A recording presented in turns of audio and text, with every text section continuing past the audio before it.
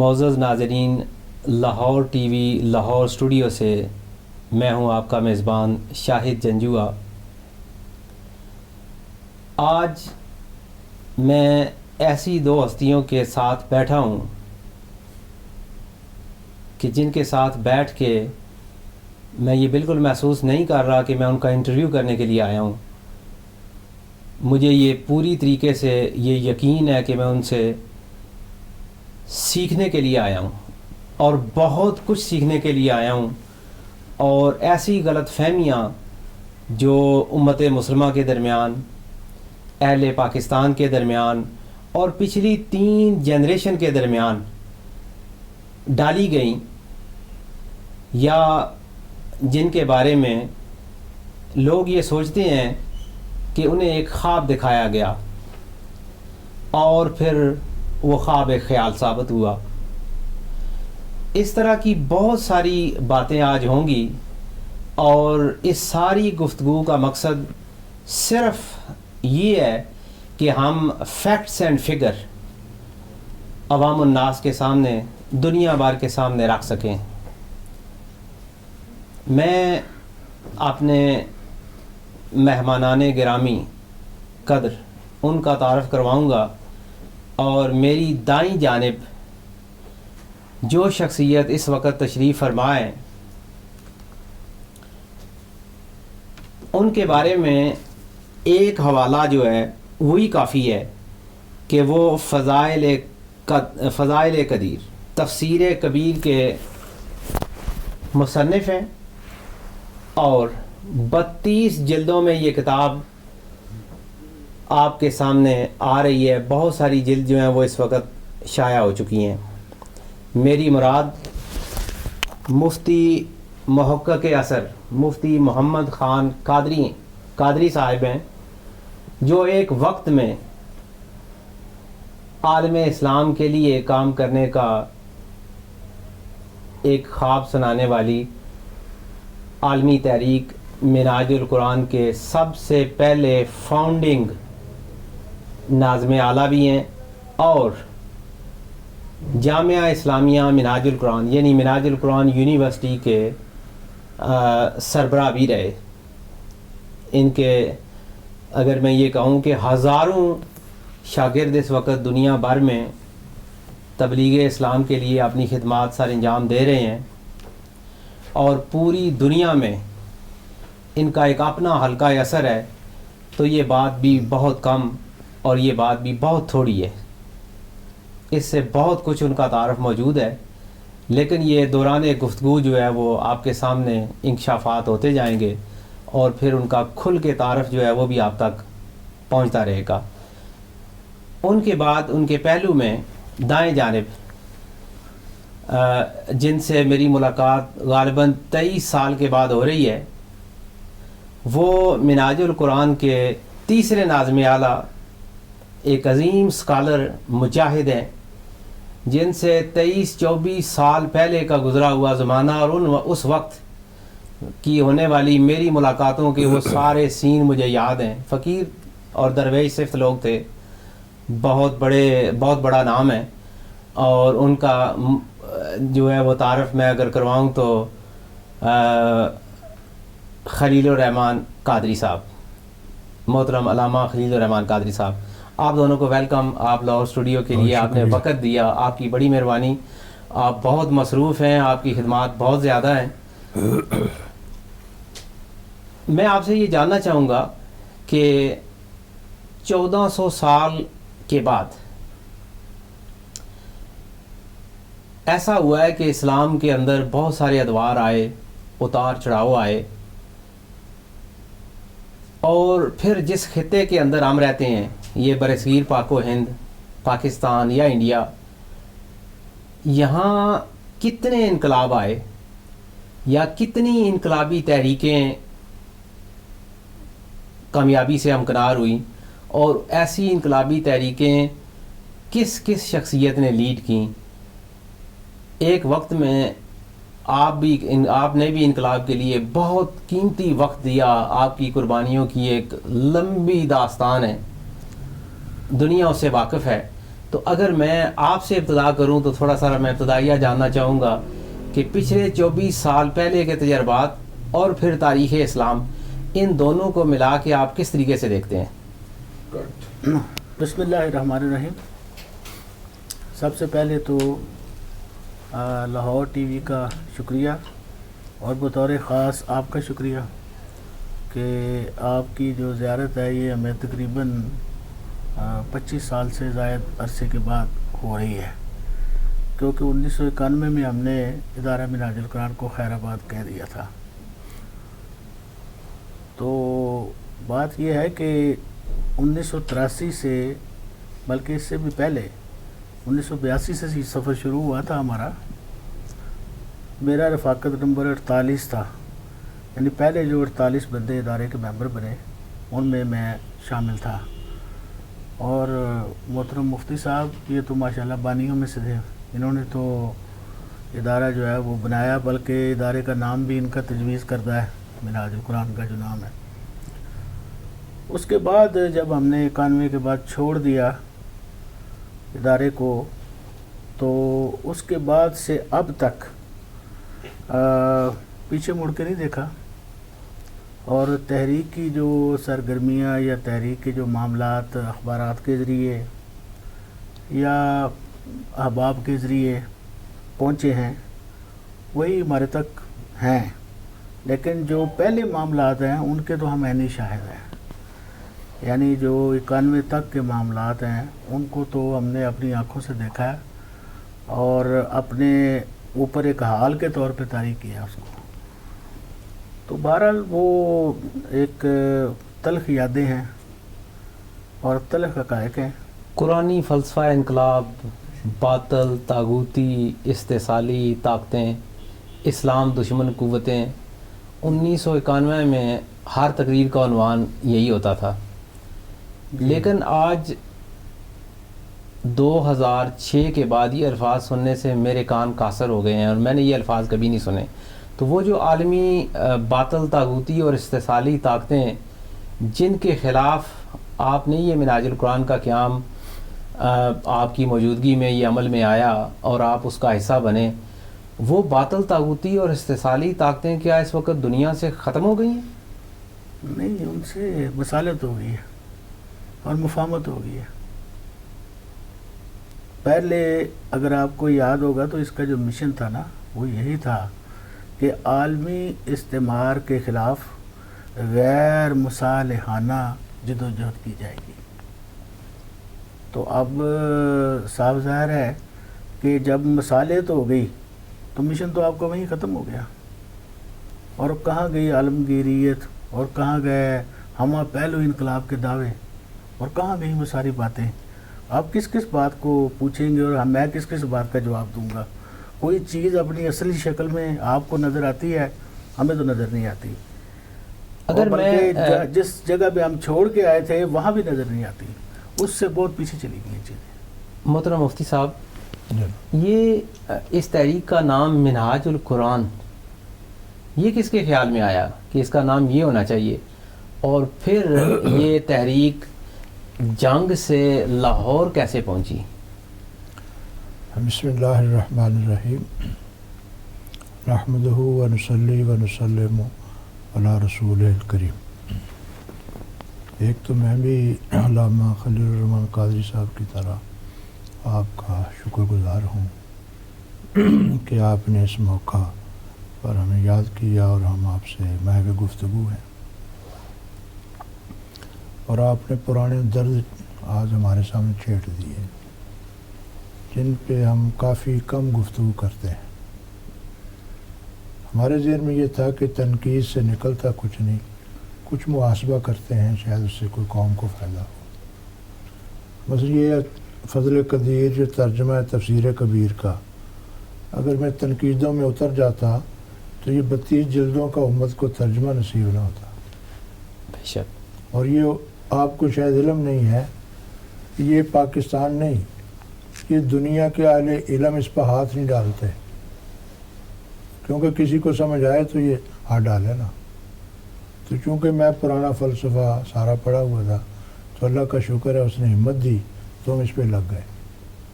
ہم اس طرح کے کاموں میں لگے رہے اور آج بھی ہم مطمئن ہیں ان کاموں پر کہ وہ کام اتنے اس قدر ہیں کہ ہمیں اس سے تنقید کی فرصت کوئی نہیں۔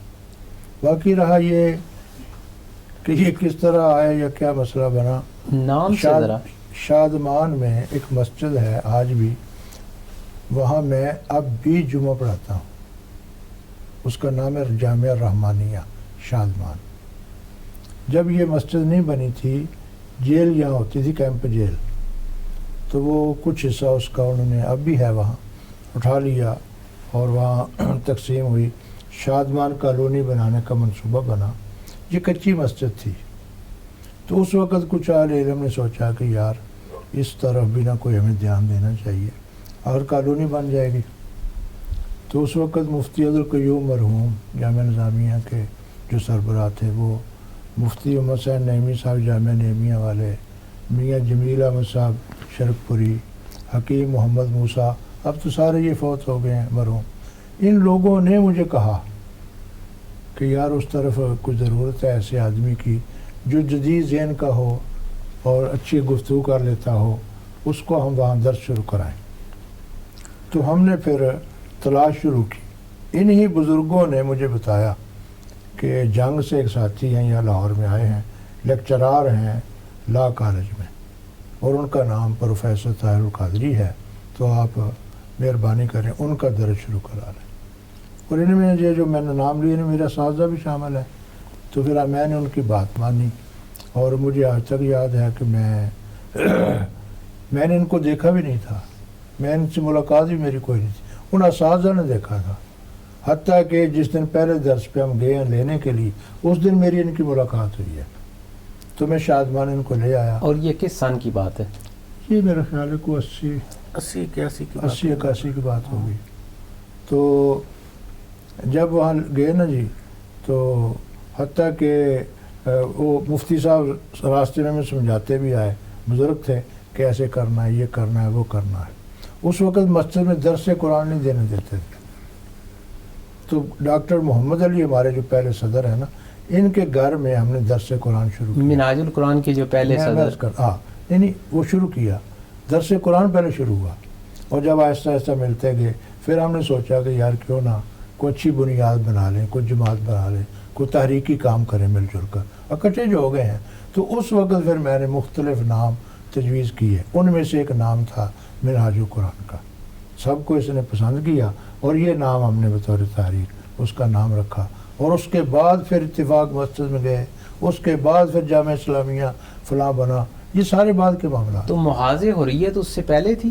یہ پہلے کہیں جنگ میں تھی، پھر محاذ حریت ختم ہو گئی تھی، اور پھر ہم نے دوبارہ اس وقت کوئی نام شام نہیں سنا، ہمیں نہیں پتا تھا، جنگ میں ہو گئی، ادھر لاہور میں تو کچھ نہیں تھا، لاہور میں صرف ان کو درس قرآن پہ لایا۔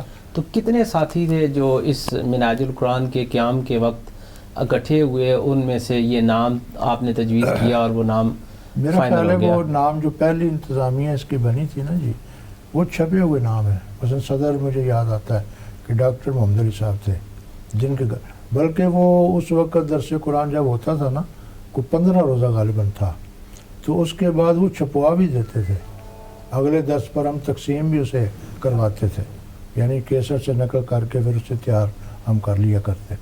تو وہ جو پہلا درس یا دوسرا چھپا ہوا ہے نا، اس میں اس وقت کی انتظامیہ کے نام بھی موجود ہیں، وہ ریکارڈ کی چیز ہے کہ صدر یہ ہے، سیکٹری یہ ہے، فلاں ہے۔ تو وہاں سے ہم نے یہ سلسلہ شروع کیا، پھر آہستہ آہستہ اللہ پاک نے بڑھا دیا اسے۔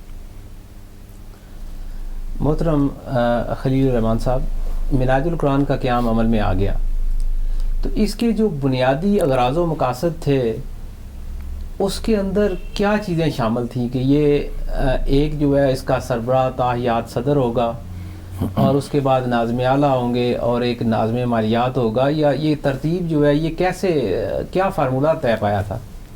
نہیں، یہ تو دستور ساز کمیٹی بنی تھی، اس نے پھر دستور کا ایک خاکہ بنایا، اس خاکے میں جو ڈاکٹر طاہر القادری صاحب تھے، ان کے لیے جو منصب چنا گیا وہ بانی و سرپرست اعلیٰ کا تھا، اور وہی چلتا رہا تا وقت ہے کہ ایک پولیٹیکل پارٹی نہیں بن گئی۔ تاحیات تھا یہ کہ یہ تاحیات ہوں گے؟ تاحیات تھا، تاحیات تھا، اور اس کے بعد جب پاکستان عوامی تحریک بنی ہے تو اس میں جا کے انہوں نے پھر وہ چیئرمین کا جو ٹائٹل تھا وہ اپنے لیے انہوں نے وہ چنا، اور وہ بھی تاحیات تھا؟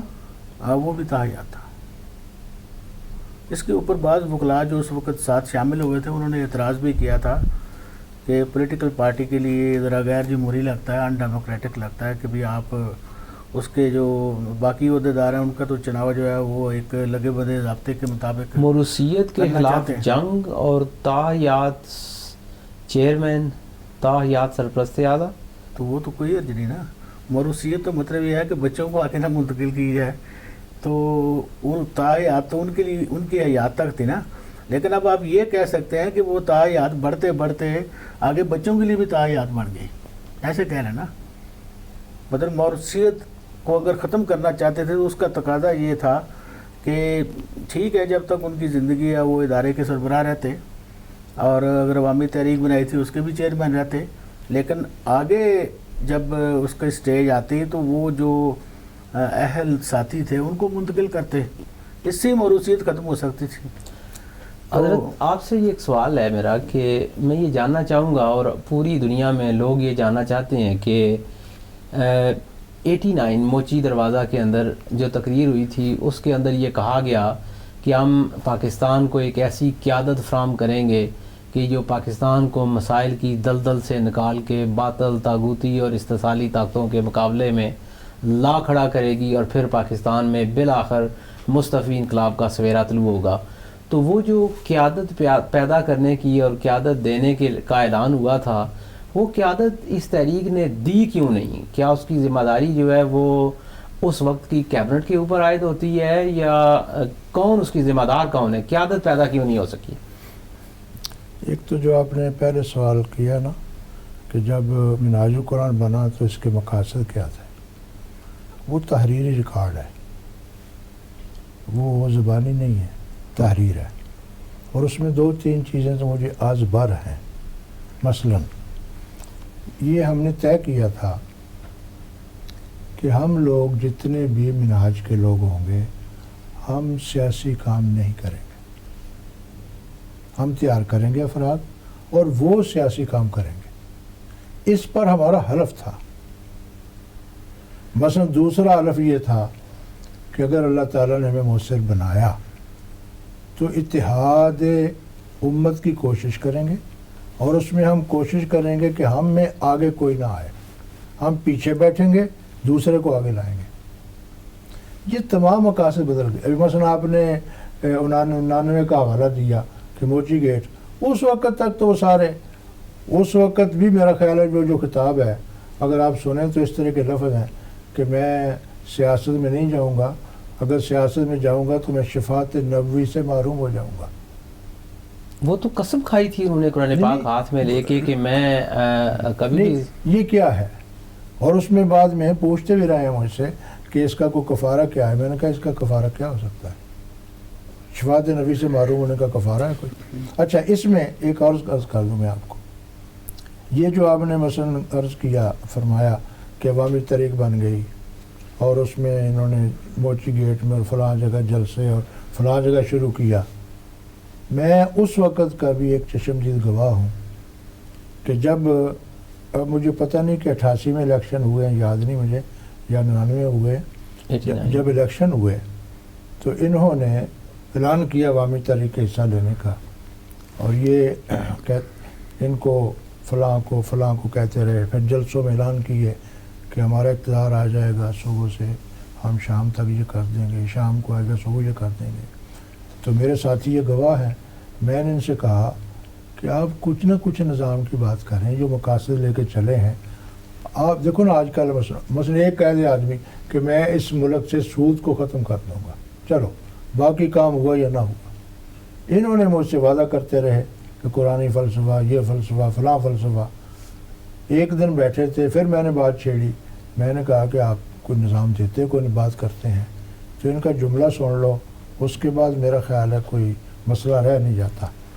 اور اس پر میرا خیال ساتھی گواہ ہیں، انہوں نے مجھے مخاطب ہو کے کہا مفتی صاحب آپ نظام کی باتیں کرتے ہیں، بھٹو نے قوم کو کون سا نظام دیا؟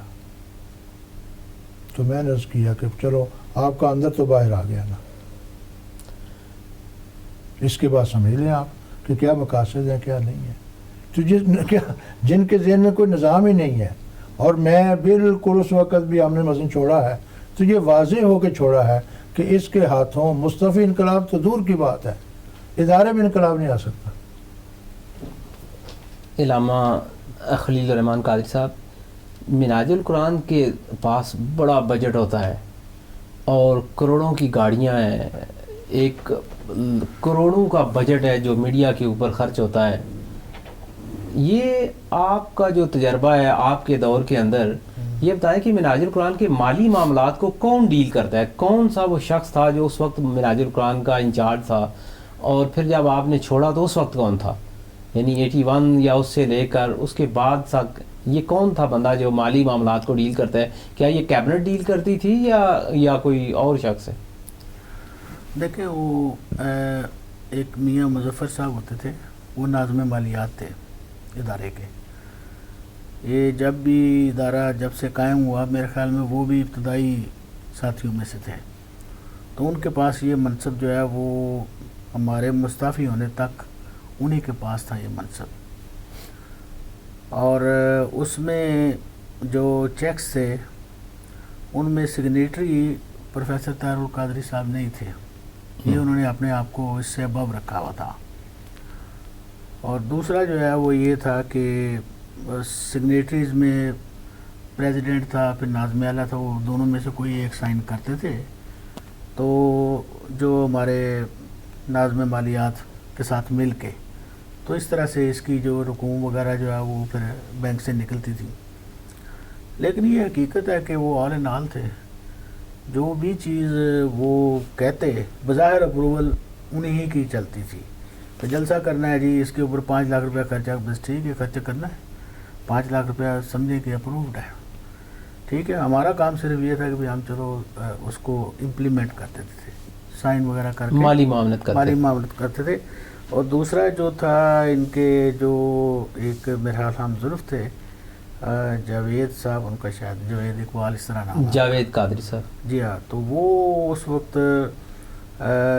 بطور امپلائی اکاؤنٹنٹ کے طور پہ کام کر رہے تھے، جو آج کل ناظم مالیات ہیں. ابھی مجھے نہیں پتا ان کی کیا سٹیٹس ہے، لیکن اس وقت جب ہم نے چھوڑا اس وقت چونکہ میاں مظفر صاحب موجود تھے تو وہی ناظم مالیات تھے، اور ان کا سٹیٹس جو تھا وہ یہ اکاؤنٹنٹ کا ہی تھا. اگلے معاملات کی مجھے نہیں پتا کیا کہاں پہ. 89 سے بہت پہلے جو ہے وہ منہاج القرآن کا قیام عمل میں آیا، پھر عوامی تحریک بنی. کیا آپ کو لگا کہ ڈاکٹر طاہر القادری کس سن تک آپ کو ایسے لگا کہ یہ درست سمت میں ان کا سفر جا رہا ہے، اور کب جا کے آپ کو لگا کہ یہ سمت جو ہے، یہ ان کی جو منزل ہے وہ کہیں اور ہے، اور ان کا جو رستہ ہے کچھ اور ہے، اور ان کی ڈائریکشن کسی اور طرف ہے؟ کب جا کے ایسا لگا؟ اور پھر یہ بھی ہے کہ 89 کے اندر میں خود گواہ ہوں، میں نے یہ الفاظ ان کے سنے ہیں کہ جو 90 کی دہائی ہوگی، 2000 کا اختتام ہوگا، اس میں اسلام کا سویرا طلوع ہوگا اور کفر نیست و نابود ہو جائے گا. تو پھر کفر نیست و نابود کیوں نہ ہوا اور اسلام کا سویرا طلوع کیوں نہ ہوا، اور قادری صاحب جو ہیں وہ پھر وزیر اعظم کیوں نہ بنے؟ وہ تو کہتے تھے کہ میں نے سیاست میں نہیں جانا، تو وزیر اعظم انہوں نے کیا بننا تھا. وہ تو بعد میں جا کے کوئی 15-20 سال بعد جا کے ان کو خیال آیا کہ مجھے سیاست کے اندر، عملی سیاست کے اندر جانا چاہیے، اور مجھے MNA بننا چاہیے، یا مجھے آگے جا کے جو بھی اس سے فائدہ اٹھایا جا سکتا ہے. تو یہ تو بعد کی باتیں ہیں. لیکن ہمارے ہوتے ہوئے تو ہم تو اسی ڈاکٹر طاہر القادری کو جانتے ہیں کہ جس نے یہ 2 ٹوک لفظوں میں یہ کہا تھا کہ میرے تیار کردہ افراد پارلیمنٹ میں بھی جائیں گے، منسٹر بھی بنیں گے، وزیر اعظم بھی بنیں گے، لیکن طاہر القادری جو ہے وہ کوئی عملی عہدہ جو ہے سیاست میں قبول نہیں کرے گا. تو اس کے بعد کیا ہوا، کیا تغیرات آئے. لیکن ایک بات جو پہلے آپ نے پوچھی ہے کہ ہمیں کس وقت محسوس ہوا، تو صورتحال یہ ہے کہ میں چونکہ آپ کو پہلے بھی عرض کیا کہ میرا رفاقت نمبر جو 48 تھا، تو پہلے 100 افراد کے اندر میں شامل تھا، اور اس وقت سے ہی ایک لگن تھی کہ اس مشن کے ساتھ کام کیا جائے. تو میں اپنی جو میری ڈیوٹی تھی بینک کی وہ کر کے پھر میں ادھر آتا، اور مفتی صاحب جو کہ مالیات کے شعبے کو بھی دیکھتے تھے، ان کے آڈٹ میں کیا کرتا تھا مفتی صاحب کے، تو 2-3 راتیں ہمارا قیام ادھر ان کے ہاں ہوتا، تو ایک اچھا سلسلہ چل رہا تھا۔ اس کے بعد مجھے ضلع، جب انہوں نے پہلی دفعہ ضلعی تنظیمات بنائی تو مجھے ضلع شیخوپورہ سے اس کا صدر منتخب کیا گیا۔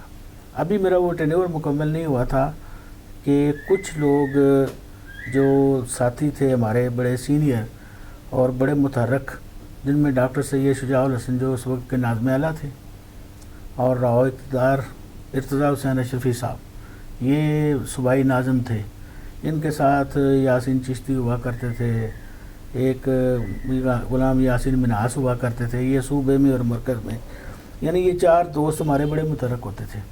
تو انہوں نے جب استعفیٰ دینے کا فیصلہ کیا تو اس وقت لامالا مجھے کہا گیا جی کہ آپ صوبہ پنجاب کے ناظم بنے۔ میں پھر صوبہ پنجاب کا ناظم بنا۔ ابھی وہ دورانیہ چل رہا تھا کہ پھر انہوں نے کہا کہ آپ سارا کچھ چھوڑ چھاڑ کے آ جائیں، اور یہاں پہ ایک تو یہ ہے کہ آپ کو ہم نائب ناظم اعلیٰ کے طور پہ آپ کام کریں، اور دوسرا یہ ہے کہ آپ جو ہے نا اس میں ایڈمنسٹریشن ساری اپنے پاس رکھیں ادارے کی۔ اور اس وقت ناظم اعلیٰ کون تھا؟ اس وقت ناظم اعلیٰ بنایا گیا تھا محمد انور قریشی صاحب کو، جو بعد میں صدر بنے، بزرگ۔ لیکن چند ماہ کے بعد ہی، چونکہ وہ بزرگ آدمی تھے اور بڑھاپے میں وہ اتنی بھاگ دوڑ بھی نہیں کر سکتے تھے، تو یہ فیصلہ کر لیا گیا کہ ان کو صدر بنا دیا جائے، اور مجھے پھر انہوں نے اس وقت ناظم اعلیٰ بنایا۔ تو جیسے ہی میں ہمہ وقتی بنیادوں پہ مرکز میں جا کے بیٹھا ہوں، کیونکہ جب آپ کسی کی بات سنتے ہیں نا، یہ اس میں تو بڑی تاثیر ہوتی ہے نا، اللہ رسول کی باتیں، آپ نے بھی ہماری بات سنی ہے، سن رہے ہیں، تو پہلے بیٹھے بھی تو سارا وہ سلسلہ اس طرح سے ہوتا ہے کہ اس میں کوئی چیز قابل اعتراض نظر نہیں آتی، دین کو آپ بیان کر رہے ہیں اور بڑے مؤثر طریقے سے کر رہے ہیں، لیکن جس وقت معاملہ پڑتا ہے بندے کا، پھر جا کے اس کی پرتیں کھلتی ہیں، ٹھیک ہے۔ تو میری جو پہلی پرت کھلی تھی وہ 87 میں کھلی تھی۔ 87 میں میری پہلی پرت جب کھلی تھی، وہ کھولی کس نے تھی؟ وہ سابقہ ناظم اعلیٰ جو تھے ڈاکٹر شجاع الحسن صاحب، انہوں نے کھولی تھی۔ تو وہ ایک معاملہ تھا، اس معاملے کی جب ہم نے تحقیق کی تو ہم نے ان کو اس کے برعکس پایا، اور ڈاکٹر شجاع الحسن کی جو انفارمیشن تھی اس کو ہم نے درست پایا۔ لیکن میرے لیے مشکل یا الجھن یہ تھی کہ میں اس وقت کس کے ساتھ یہ بات شیئر کرتا، جبکہ لوگ تو اس وقت ان کے بارے میں یہ گمان کرنے کے لیے بھی تیار نہیں تھے کہ ان کی زبان سے جھوٹ نکل سکتا ہے۔ اور یہ میں ایسے ویسے بات نہیں کر رہا، یہ حقیقت ہے کہ اس وقت کے حالات یہ تھے کہ مجھے یاد ہے بڑی بڑی شخصیات، چھوٹی شخصیات کی بات نہیں کرتا، جس میں پیر کرم شاہ صاحب رحمۃ اللہ علیہ شامل ہیں، انہوں نے ایک تقریر میں کہا کہ میں نے رو رو کے جو دعائیں مانگی ہیں کہ ہماری ملت کو، امت کو کوئی قائد ملے، وہ قائد مل گیا۔ اور جو یوسف ہاشم الرفاعی تھے، آپ کو پتہ سلسلہ رفاعیہ کے بہت بڑے بزرگ ہیں اور کویت کے منسٹر رہے ہیں، انہوں نے ایک تقریر میں یہ کہا تھا کہ اسلام کا کیس پہلے بھی کمزور نہیں تھا، لیکن اب اسلام کو ایک ایسا وکیل مل گیا ہے کہ اب اسلام کی فتح ہی فتح ہے۔ تو یہ باتیں اس لیول کے لوگ کر رہے تھے۔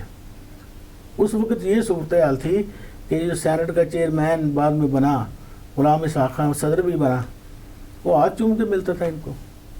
میں نے اپنی آنکھوں سے دیکھا اور سنا بھی کہ یہ جو چیف جسٹس تھے ادھر آپ کے شمیم قادری صاحب، وہ ہاتھ چومتے تھے ان کے۔